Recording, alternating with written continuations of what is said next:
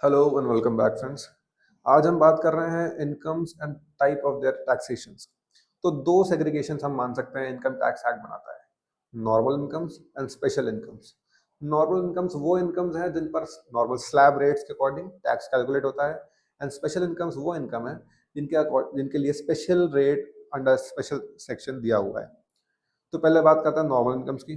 Normal income के अंदर आ जाती है हमारी salary income of a salaried person, rental income from house property, business income under the head profit and gains of business and profession. उसके बाद आता है डेट एंड म्यूचुअल फंड्स। फिर आते हैं S T C G except shares and mutual fund, यानी कि short term capital gains other than earn from shares and mutual funds. And lastly but not the least, income from other sources. अब normal incomes के अंदर क्या है कि ये tax होते हैं स्लैब रेट के अकॉर्डिंग, और इनके अंदर रीबेट अलाउड होता है आपको 87A के अंडर। जी हाँ। फिर बात करते हैं स्पेशल इनकम्स की। स्पेशल इनकम्स के अंदर आते हैं short term capital gains on shares and mutual fund tax. इस पे आपको लगता है फ्लैट 20% टैक्स। फिर आते हैं long term capital gains on same shares and mutual funds. इस पे लगता है flat 12.5% tax.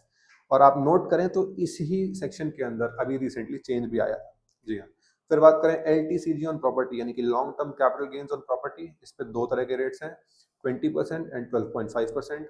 L T C G on other assets 12.5%। Online gaming, crypto, इन सब से जो इनकम आप अर्न कर रहे हैं उस पर लगेगा 30% फ्लैट। फिर लॉटरी, बेटिंग एटसेट्रा, इस पे लगता है 30% एज वेल। और स्पेशल रेट्स की बात करें तो ये स्पेशल रेट्स अलग अलग सेक्शन में स्पेसिफाइड हैं, उनके हिसाब से टैक्स होते हैं। और रीबेट जो है इनके अंदर अलाउड नहीं होता है। तो इन सब चीज़ों को ध्यान रख के आप अपना टैक्स कंप्यूट करें। Thank you very much.